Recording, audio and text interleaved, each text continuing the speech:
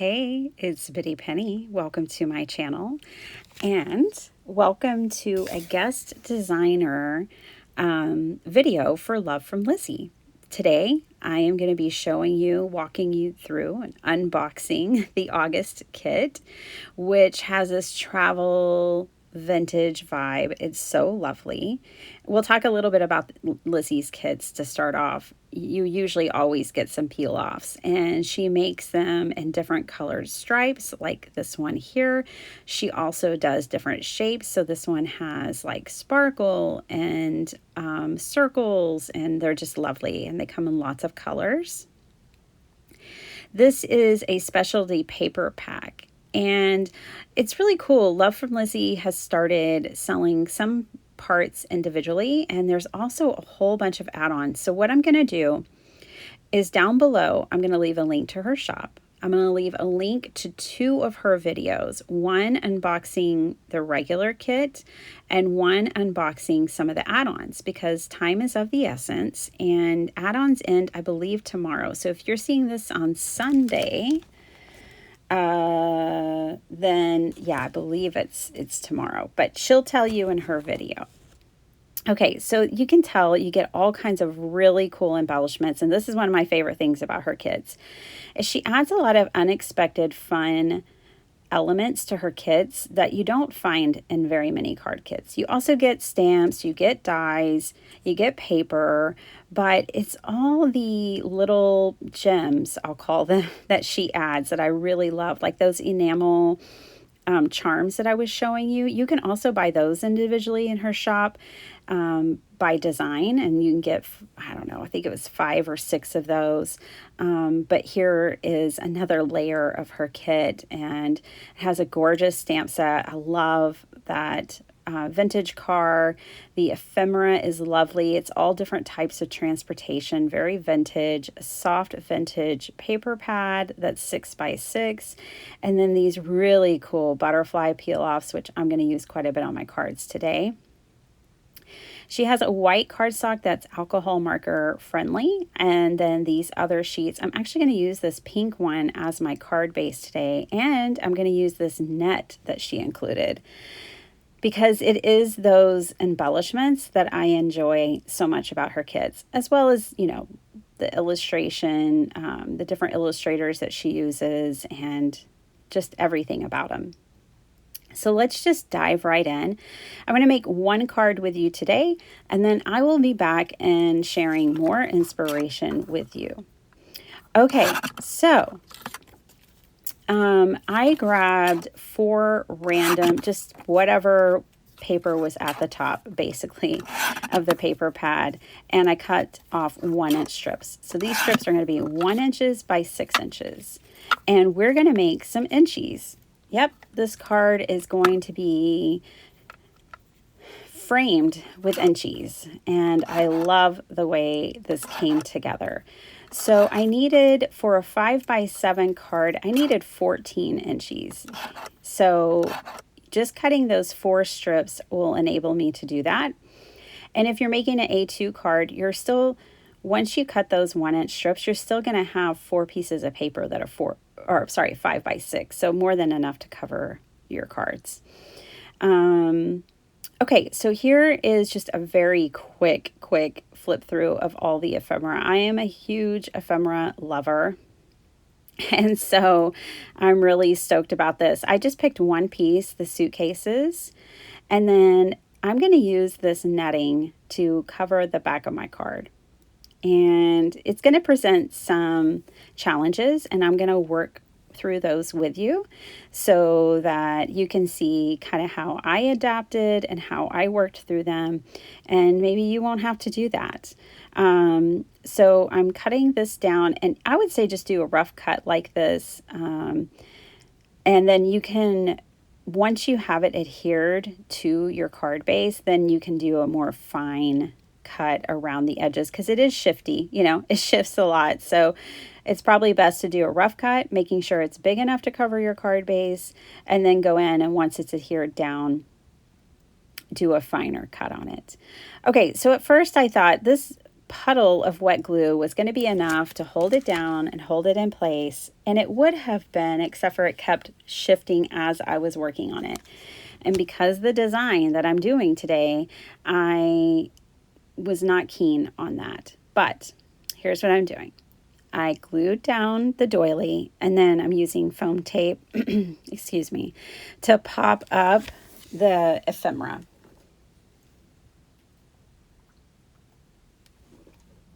And once I put that down, I'm thinking, sure, that glue's going to dry pretty quickly. It's going to be fine. I put some of this gold thread behind the ephemera piece, and I just loop it around like that. I kind of like controlled loops, which is funny because I'm pretty open crafter and not a perfectionist, but I do like controlled loops. And I had already kind of played with my inchies as far as the order that I wanted them in. And so I start laying them out, and you can tell I'm really struggling with this net shifting. And when you're playing with this many elements on the front of your card, a shifting base is not really what you want. But I'm really glad I went through this, because what I realized is I'm going to need something more. So what I did is I picked up all of my squares because I had them in an order that I wanted them in. So I decide, okay, I'm going to secure this down with some double-sided tape. That means I'm going to have to pick all these squares up again. So I picked them up in order. I went across the top, down a side, and across. And I had them in a specific order, so I stacked them off to the side like that. And that way it was not a problem to lay them back down again. I did decide, and there was a little bit of glue there, but it was fine, to burnish this tape into that netting very well. And that way it sticks to it, and it'll stick to our card base, and this will secure it and hold it in place. Now, there is another glue that I'm going to bring into this equation that is going to be the perfect glue for this card. Now, my little element ended up being a little crooked, and I did try to fix it, but I just kind of ruffled it. It was too late once I realized it was a little crooked. But it won't matter when all of my elements are together on this card. Also, I do try to line up my inchies into like a frame to go around my card. They're not perfect. Like, you could use a ruler and get them ruler perfect, but I just didn't feel like that was necessary because of all the elements I am going to add to this card. Here's where I'm like, man, I'd really like that ephemera to be a little straighter, but it was stuck. It was going to be where it was going to be. So I had to accept it. And again, the card turns out fabulous, so it's fine. Okay, so I'm thinking at this point, I'm going to use the double-sided tape to stick down these squares on that net. And so the first one here, I'm going to use a little double-sided tape and just stick it down. And then that felt like that could be a little tedious. It's not undoable. It's totally fine if this is the approach you wanted to take. So this next square, I did a little bit of double-sided tape. And then I was like, oh, and I'm going to add some glue. Okay, well, that's an option if you want to choose that option. But the option that I ended up loving the most was the hot glue gun. So I felt like this is the best option because I felt like that warm glue would adhere really well to this net and to the card base, and that this was the way to go. So I ended up using my hot glue gun for this card. In hindsight, I could have used that for the focal point. I could have used that for each step of this card. Now, all of this glue on all of these inchies and that focal point are what's going to hold this netting to the card. And it is incredibly secure. Now, some of it might fray just a little bit on the edges where there is no glue, because they're unfinished edges, but I really don't mind that either. I think that just adds to the shabby chic effect of it all. And finally, Yes, I have everything glued to my card. I'm going to use my hot glue for this bow and put that at the base of the suitcases. And I really think that kind of helped it looking from, so crooked. And then this is the fun part, you guys. I am going to start embellishing all of the little squares. All of the inchies are going to get decorated. And there is something so, for me anyways, there was something so joyous in decorating all of these little inchies and playing with these and having fun, adding Lizi's peel-offs to them. I used the butterflies, and I loved that her butterflies were both in a vertical and horizontal orientation. I pulled out the rhinestones that were in the kit. I pulled out the dies that were in the kit. I used my scraps and I die cut some pink arrows as well as that craft globe. And I did the chunky arrow, and then I did the more narrow arrow. And you'll see I end up layering those, which was really fun. The two arrows on top of each other. And I'm adding these globes. The smallest globe was a little bit bigger than an inch, but I still think it looked really cute on the inchy, so I went for it. And this is where I realized, ooh, fun, that really skinny arrow can fit inside of here. So I just grabbed my brown ink blending brush and blended around the edges because I needed it to pop off just a little bit more.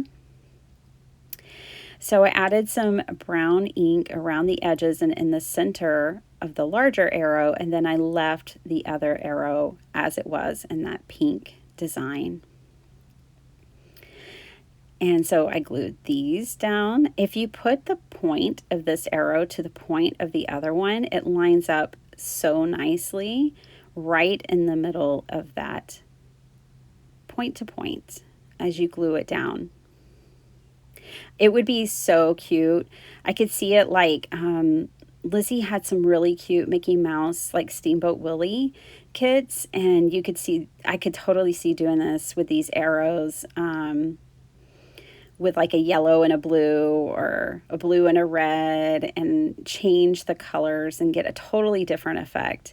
And the fun thing about subscribing to a kit and getting the subscription is that you build an arsenal of things to work with, and maybe if you didn't finish off all the Steamboat Willie cards, you could go back then and have these arrows and kind of bring that kit back to life again and be excited to work with it again.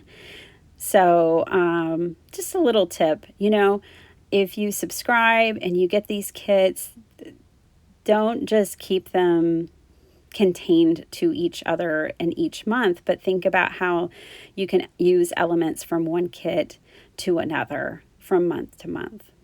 Because I think, especially for people who are just getting started in card making or maybe are rebuilding their collection, kits are wonderful because especially something like this from Love From Lizi, because you get so many different elements. It's such a great way to build your collection and build your stash with a variety of things, but not an overwhelming amount. And you get to play and experiment with embellishments that maybe you never thought you would add to a card before. And then you may discover that, oh, I really like rhinestones and I never put those on my cards, or I love this lace and I've never added lace to my cards before. And then you kind of know where you might want to expand your stash because you had just a little bit in a kit that came to you. So after doing all of that, I was toying with adding one of the sentiments, but I decided not to. I do know exactly how I'm going to give this card and what I'm giving it for. And so these sentiments weren't quite right for that occasion. I wanted to show you, when you peel away this butterfly, it leaves a butterfly behind, and I ended up using those. I stuck those in that center point of the arrows. I put them on the suitcase. See here? I used those teeny tiny butterflies and embellished my card with them. I just really love that they go both horizontally and vertically. That was so clever. And then I decided I need to do the inside of my card. So I will cut these down, and I cut 1 to 4.5.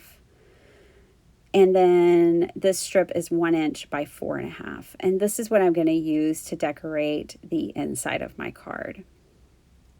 I thought that the paper was light enough that I could easily write over it and put my message on top of it. And because I make 5x7 cards, I always have to add a little and get creative with how to stretch 6x6 paper. These papers were the same ones that I had cut for my inchies as well. So I'm able to use these scraps, if you will, to make a panel that covers my 5x7. So this is how I finished the inside of the card. And I did use a strip of these butterflies as well to embellish that bottom part, that bottom panel. And I had to work with it a little bit. You know, it's getting a little crooked on me, but that's fine. That's normal. It's going to happen. You just fix it, make it better. I hope you enjoyed this process, seeing this kit. Definitely check out Love From Lizi. Check out her kits. You can buy the kits individually. You can buy pieces of the kit individually. You can subscribe if you want. There's so many options. There's something there for everyone. And I'm so grateful that I got the opportunity to design with this kit this month. I will be back and sharing more inspiration for you. So, stick around. Watch out for that. It'll be a whole lot of fun. And thanks for spending your time here with me today. All the links will be down below, and I'll see you next time. Bye.